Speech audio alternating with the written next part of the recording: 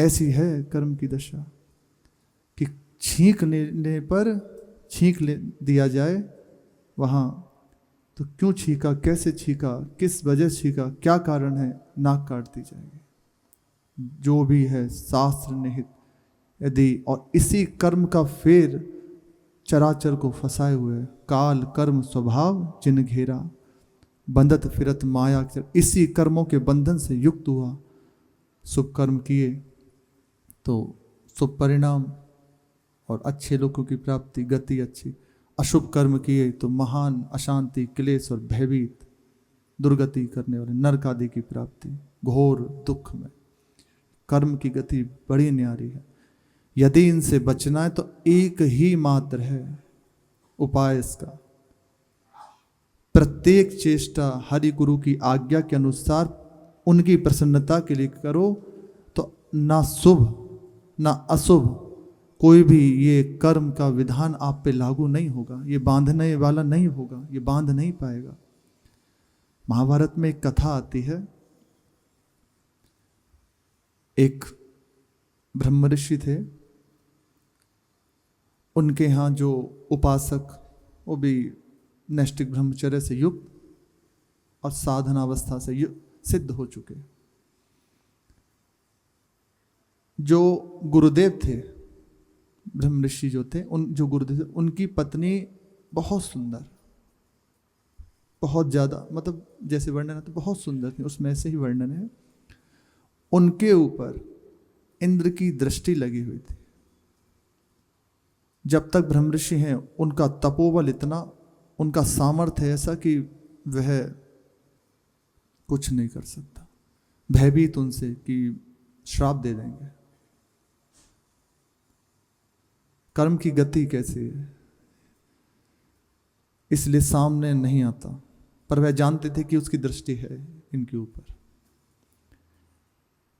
ऋषियों को समय समय पर संविदा आदि इकट्ठा करने के लिए जाना होता है, तो जब जाते तो पूर्ण सुरक्षा करके जाते। अब इस बार जब उन्हें जाना हुआ तो कई दिनों का संयोग होता है, क्योंकि ढूंढना, संविदा पूरी इकट्ठी करना, फिर लेकर आना, फिर उससे कुछ समय तक अपने आश्रम पर रहकर उसके द्वारा यज्ञ आदि करना, अपनी दिनचर्या को करना। गए तो जो वहाँ ब्रह्मचारी जी थे उनसे कहा कि सुनो, बहुत जरूरी मैं तुम्हें एक सेवा देकर जा रहा हूँ, बहुत सावधानी पूर्वक इस सेवा को तुम्हें करना है।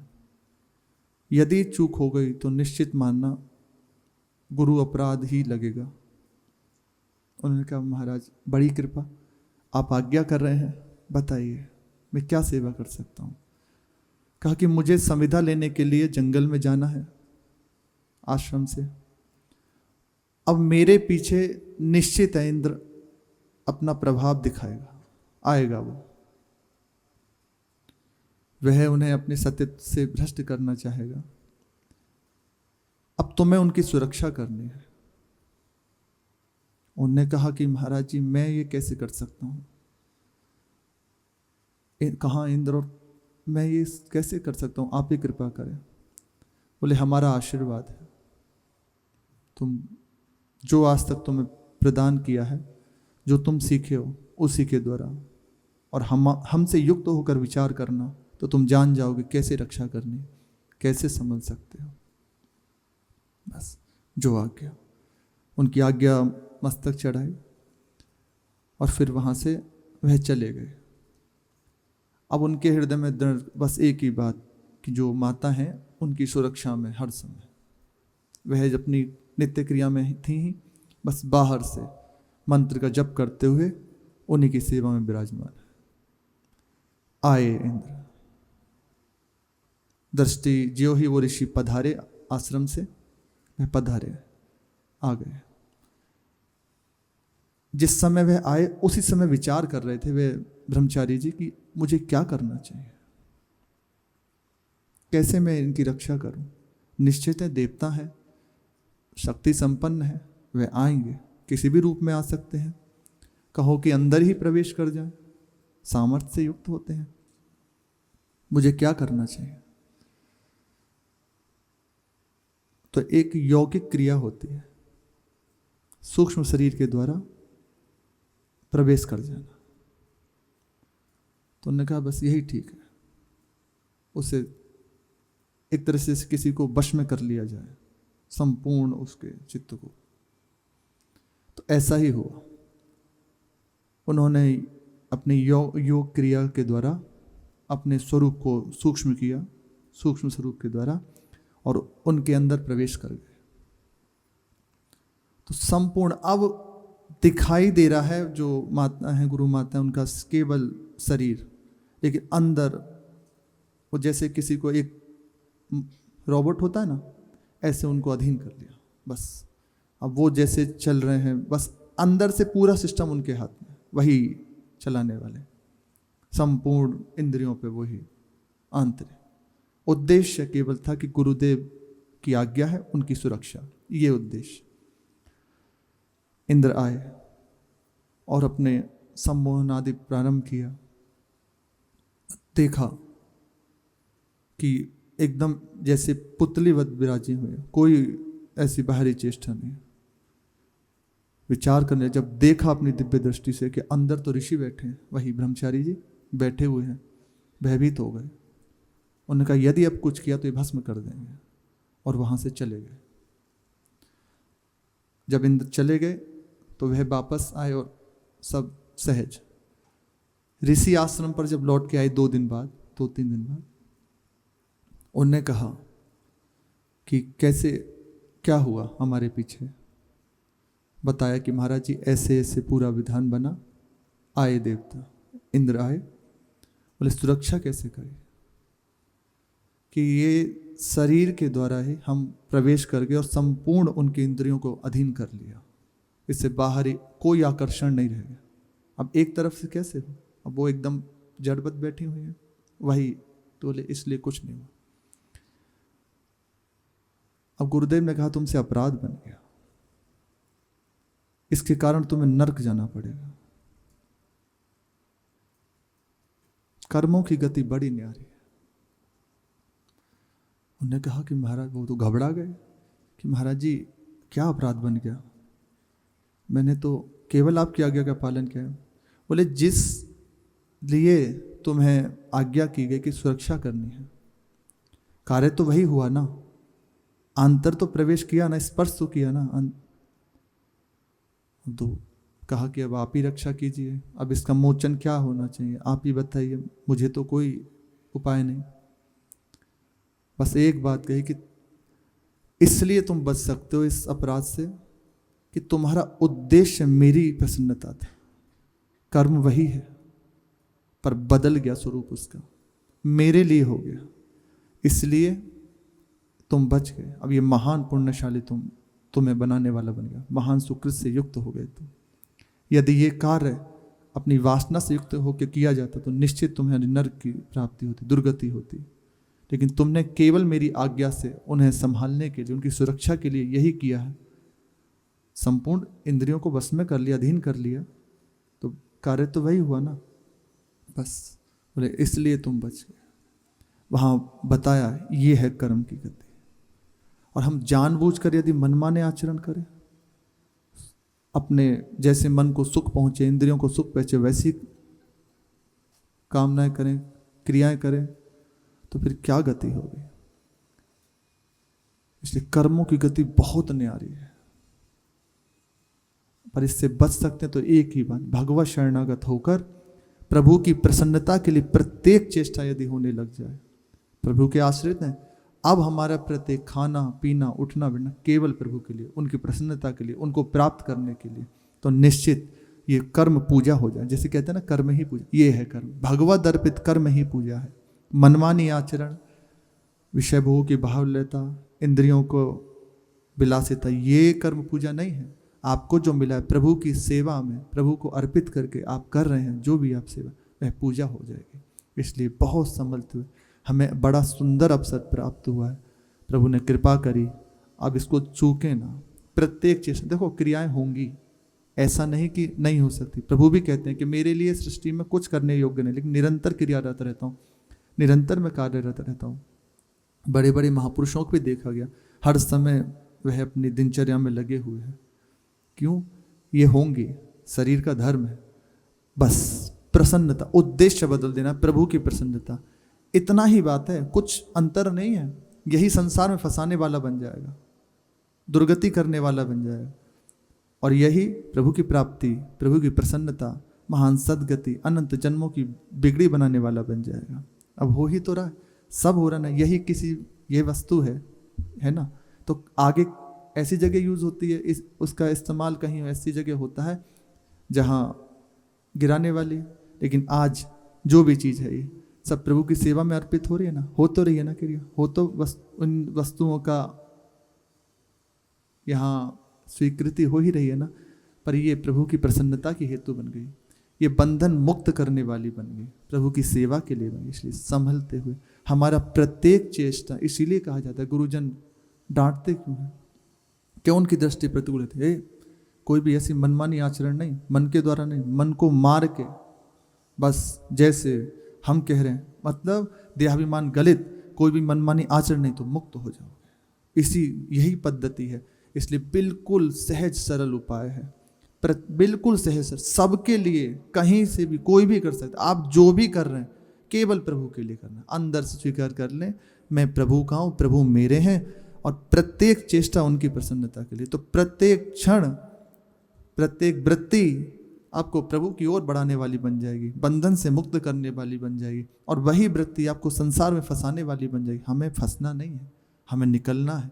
ये उपाय इस सत्संग की कृपा से मिलता है। बस सहज रूप से स्वीकार कर लें, भक्तों का संग, प्रभु का नाम, कीर्तन, बस, और जो सेवा मिली है वह करते हुए निरंतर आप जो भी करें, कहीं भी हो सकता है कहीं निरंतर हमसे तो भजन होता नहीं, आप जहाँ भी हैं, जो भी कर रहे हैं, सांसारिक सेवाएं भी हैं, टीचर हैं, इंजीनियर, जो भी हैं, दुकानें हैं या आदि आदि, बस इतनी बात और डाल लीजिए अंदर। हर समय उठते बैठते राधा राधा नाम रटना, मैं प्रभु का हूँ, इतनी बात डालते उनका नाम, जब याद आ जाए। बाबा तो कहते हैं भैया तुम प्रत्येक 5 मिनट में याद कर लो, भूल जाते हो फिर याद कर लो राधा राधा राधा, बस जहाँ इतनी सी बात डाल लीजिए, बस राधा राधा राधा, बस ये दिव्य विवेक, पवित्र बुद्धि सब प्रदान कर देगा। और ये जो बात है ना, होता है, इन बातों को सहज रूप से समझ में नहीं आ सकती, ये आ जाएगी, इन्हीं की कृपा से आ जाएगी। राधा राधा राधा, जहाँ हो जैसे हो, बस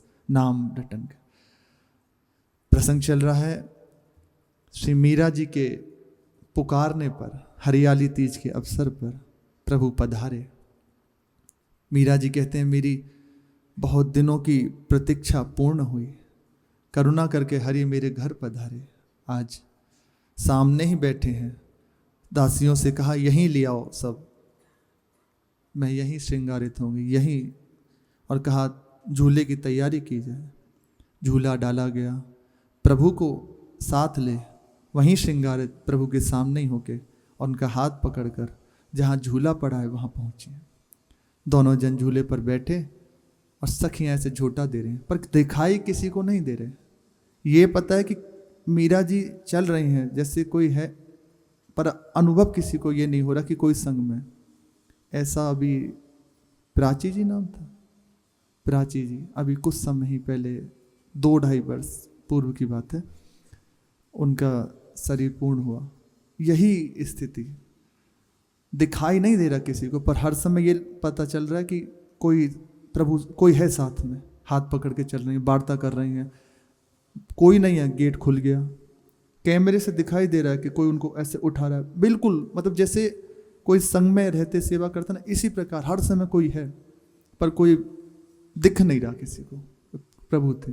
अंतिम समय में 15 दिन पहले उन्हें श्री दिव्य संगीत आदि का ज्ञान कराया गया ललिता जी ने आकर, और बहुत सुंदर आके ऐसे बता दिया। भीड़ लगने लगी कुछ समय बाद उनकी दर्शनों की, बैठी हैं और ऐसे बता रही है, ऐसा ऐसा ऐसा।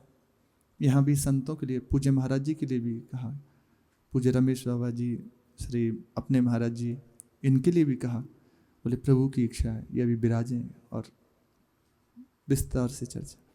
तो कुछ समय पूर्व दिखाई नहीं दे रहा पर दिख रहे हैं, आभास हो रहा है कि कोई इनके साथ है, और प्रकट में ऐसा उसको देखने के लिए नेत्र चाहिए, ये अंजन बदलना पड़ेगा।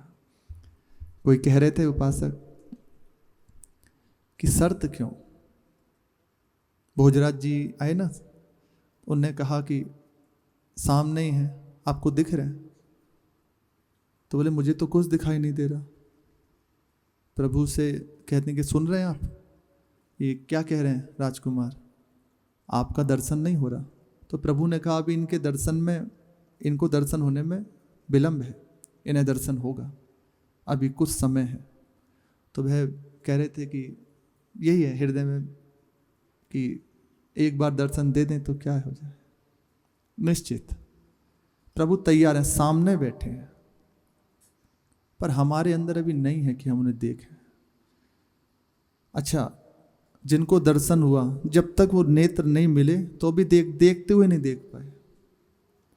दुर्योधन जी के सामने है ना प्रभु, सब देख तो रहना, अश्वत्थामा आदि आदि सब। रावण ने भी तो प्रभु को देखा ना। पर विदुरानी जी की दशा, हनुमान जी की दशा, इन महापुरुषों की दशा क्या हुआ? प्रेम नेत्र जागृत हो गए, अंजन लग गया नेत्रों में।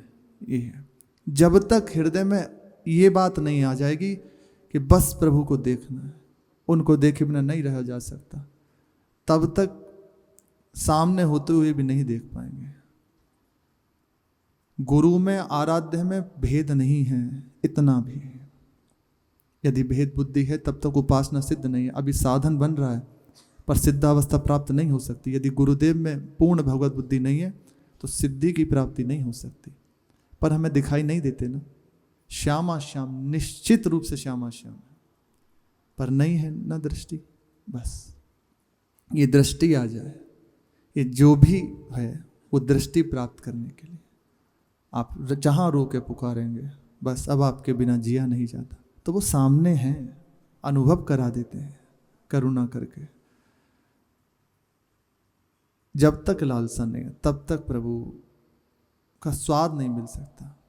ऐसा भी वर्णन आया है कि जैसे धाम में है, प्रेत आदि योनि में, भूत प्रेत की योनि है, कोई अपराध बन गया, गिर गए और बन गए, तो उन्हें भी दर्शन होता है प्रभु का। नंद गांव के पुजारी जी की आती है ना चर्चा, वो प्रेत बने तो जो संत थे उनके पास मधुकरी के लिए जाते, उसमें मांगा कि मुझे कुछ दे दीजिए।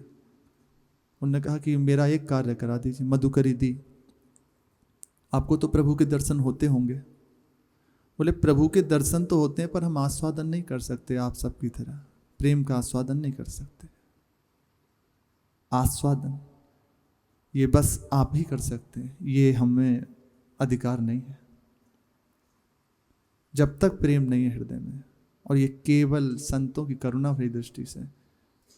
प्रारंभ में था ना, प्रत्येक अपनी कोई मनमानी ना करते हुए जैसा कह रहे हैं बस वैसे चलते हुए हो जाता है, बिना प्रयास के हो जाता है। शुभ अशुभ दुर्ग विध्वंस बलि, शुभ अशुभ का ही तो सारा खेल है ना, इसी में तो बंधे हैं। विध्वंस बलि तब जयति जयति जग उच्चरे, ये विध्वंस कर देते हैं हरि गुरु कृपा करके, आचार्य चरण। हमें बस विशेष बात इस बात पे ध्यान देना है कि हमारा एक क्षण उनसे बिलग ना जाए, कोई भी हमसे ऐसी चेष्टा ना हो जाए जो उनके विपरीत हो, हमारे द्वारा कुछ भी ऐसा ना हो जो मनमानी हो, क्योंकि मनमानी के कारण ही आज तक फंसे रहे। अभी अवसर मिला है तो मनमानी नहीं, गुरु मानी। ये सामर्थ्य उनकी कृपा से आ जाएगा। इसमें जब वो आज्ञा करते हैं तो सामर्थ्य प्रदान कर देते हैं और बस उन्हीं के अधीन होते हैं, वो कृपा करके दे देंगे। प्रभु हैं सामने, जहां ये नेत्र मिले, और नेत्र मिलते इसी से। अंजन जहां लगा, प्रेम का अंजन नेत्रों में लगा तो दिखाई देते हैं। मीरा जी ठाकुर जी के साथ झूल रही हैं पर सबको ये दिखाई नहीं दे रहे, केवल मीरा जी देख रही हैं, वार्ता कर रहे हैं, हास्य विनोद हो रहा है। झूला रुका, उतरे और आकर महल में भोजन पवाया श्री ठाकुर जी को, प्रसाद स्वयं पाया। जैसे परस्पर थोड़ी देर वार्ता होने लगी। मीरा जी की मन की अभिलाषा थी, जब महल में पधारी मीरा जी तो पहला पद गाया, मीरा के प्रभु मंदिर पधारो करके केसरिया साज। केसरिया साज में प्रभु पधारे। तो आज जो प्रभु पधारे हैं, अद्भुत सौंदर्यता की सीमा है, उनकी क्या वर्णन करें। राजपूत का वेश है, रंगीले राजपूत बने हुए हैं, केसरिया साफा बांधे हैं, केसरिया अंग रखा है, लाल किनारे की केसरिया धोती और वैसा ही दुपट्टा धारण किए हुए हैं। शिरोभूषण में लगा मोरपंख, कानों में हीरे के कुंडल हैं, गले में ऐसे जो है ना, गले के पद्मराग मणि विराजमान है गले में, कौस्तुभ मणि, मुक्तामाल, ये आभूषण धारण किए हुए हैं, वैजंती माला, रत्न जटित करधनी, गजमुख के वो कंगन हाथों में धारण किए हुए, बिल्कुल जैसे है ना राज महाराज। तो केसरी साज से सजे हुए पधारे हैं। दोनों भुजाओं में भुजबंद, चरणों में लंगर, ये राजस्थान में होता, और हाथों में हीरे पन्ने की अंगूठियां, और दिव्य स्वरूप, दिव्य शोभा। ये तो श्रृंगार का वर्णन है, और रूप का वर्णन कोई नहीं कर सकता। श्री मधुसूदन सरस्वती जी ने जब देखा तो इतना ही कहा, कृष्णात परम किमपि तत् महम न जाने, ऐसा दिव्य मैं नहीं जानता। वो प्रभु कहते हैं, प्यारी जू जब जब देखूं तेरो मुख, नयो नयो लागत, ऐसो भ्रम होत देखो न कबहुरी, दुति को दुति लेखनी न कागज। ऐसे ऐसे प्रभु जिन रूप में बिके हुए हैं, तेरो रूप कहत नहीं आवे, जैसे हित हरिवंश कछुक जस आवे। ऐसी महारानी जो हमें मिली है, ऐसे सुंदर शोभा से संपन्न, अथाह सुंदर सौंदर्य था। मन सब कुछ जितना देख पाया, अब उस रूप का वर्णन कैसे करे। जैसे उड़ते हुए किसी विशाल पक्षी की पर काटती हूं, बस अब धम से उसी जगह गिर गया। श्रुतियां भी नेति नेति कहकर चुप्पी साध लेती हैं। सरस्वती जी, शेष जी, नारद जी, सनक जी, बड़े बड़े महापुरुष जन निरंतर प्रभु के रूप सौंदर्य नाम का गायन कर रहे हैं, पर आज तक पार नहीं पार पाए। बस इतना ही नहीं, नेति नेति है ही नहीं, अपार है, आगे आगे।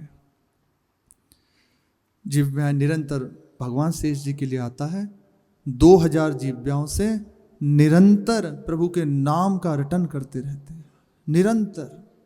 और आज तक ऐसा नहीं कि पूर्ण हो गया, नवम नवम चाह सनकादिक कृष्ण निरंतर प्रभु हरि शरणम, कोई ऐसा नहीं। रूप की जहां उन्हें देखने की लालसा जागृत होती है तो भूल जाते हैं।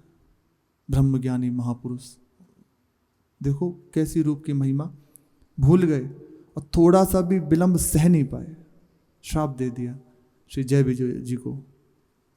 ऐसी प्रेम की अवस्था, इतना मधुर प्रभु का स्वरूप,